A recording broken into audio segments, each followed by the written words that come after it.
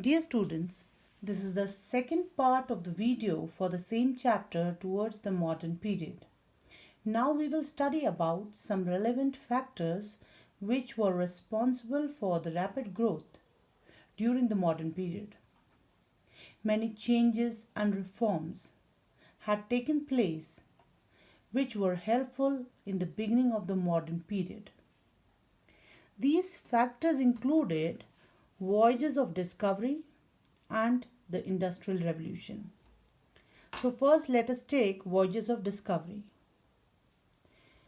So, the first question that comes to our mind is why did explorers decided to go for voyages?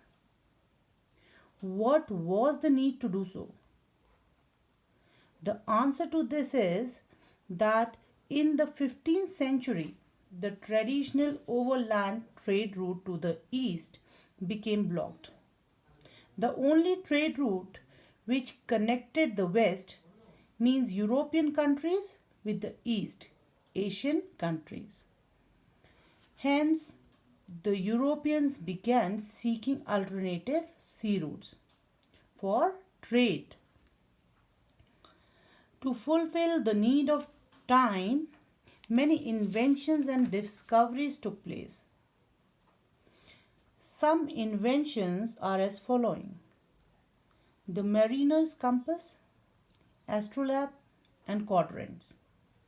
So, the mariner's compass is a navigational compass that rotates and points always towards the north point. So, it always points toward the geographical north.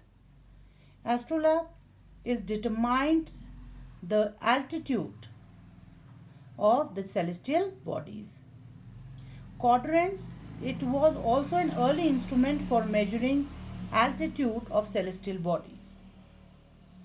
So, the explorers discovered new sea routes with the help of these inventions.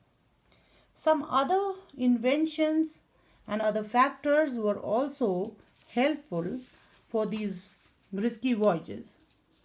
Some other factors were improvement in shipbuilding, cartography, and use of gunpowder. So, with improvement in shipbuilding, due to which better equipped vessels were made, cartography is a science. It is a practice of drawing maps, which developed during the early modern period. The use of gunpowder. So, the practice of using gunpowder made long, hazardous, risky sea voyage possible. So some explorers discovered new sea routes to the west and east. The period from the 15th century to the 18th century came to be known as the Age of Discoveries. Some famous discoveries were made by these explorers: Christopher Columbus, Vasco da Gama, and Magellan. Christopher Columbus in 1492 discovered America.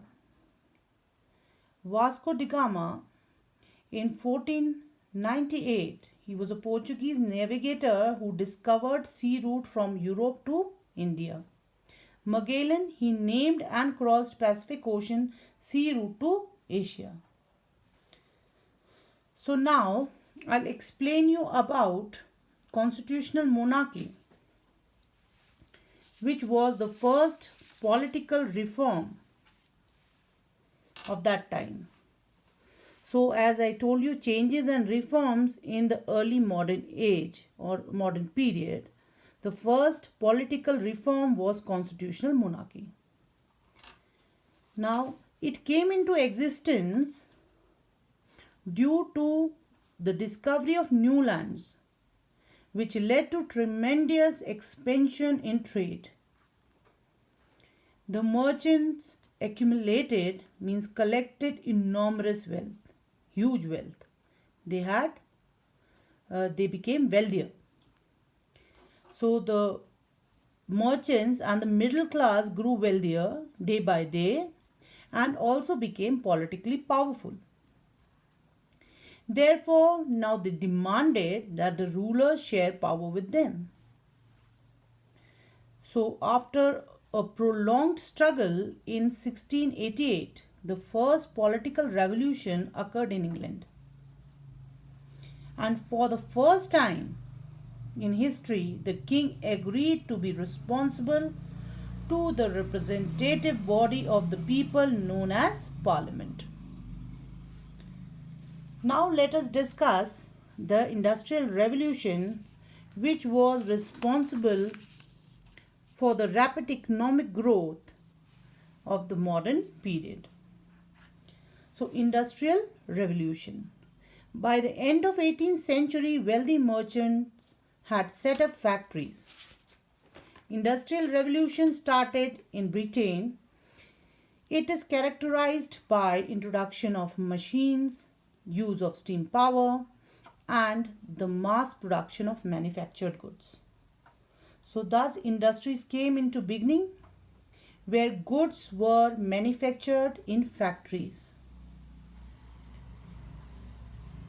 The following factors created favorable conditions for the Industrial Revolution.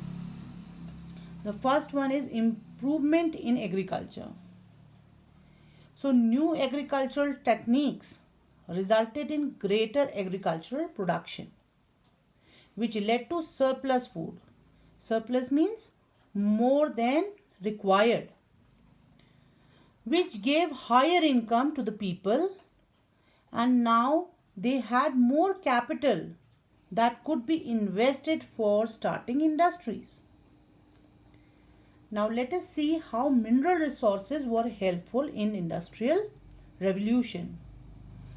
So the country had rich supply of coal and iron, which was essential raw material for industries and supported the Industrial Revolution. So technological changes, many changes took place, many inventions took place, which gave more speed to Industrial Revolution or industrialization.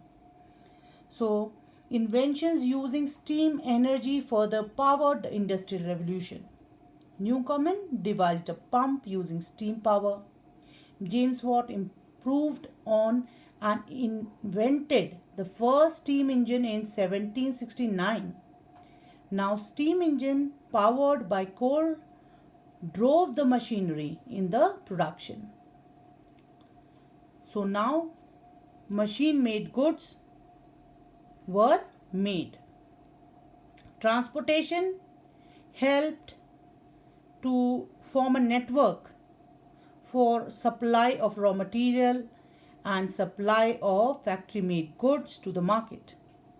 As network of railways, mechanized roads, canals and telegraph lines improved communication and transportation. This gave a rapid speed to industrialization.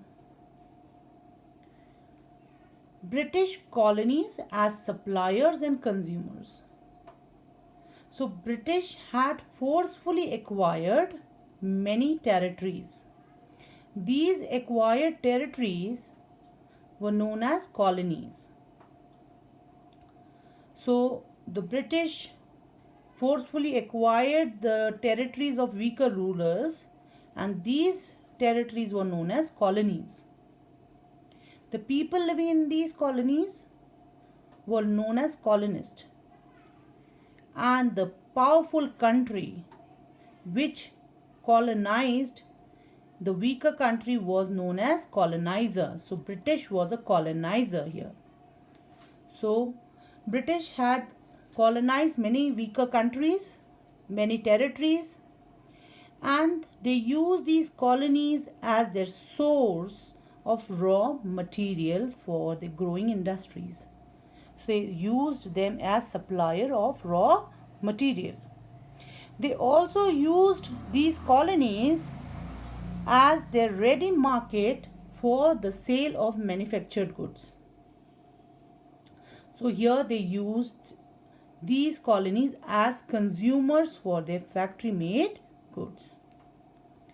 Now, rise of imperialism. After the Industrial Revolution, the European government, to fulfill their need for continuous supply of raw material, they needed suppliers for raw material, and new market for the finished goods, means consumers for the factory made goods, began to establish political control over the weaker rulers and established their colonies in Asia, Africa, and America. So, the policy or practice of a country extending means increasing its power by acquiring territories, means these colonies, is called imperialism. So, imperialism generally involved the exploitation, means unfair treatment of the colonies for the benefit of the mother country. So that's all in this chapter. Thank you.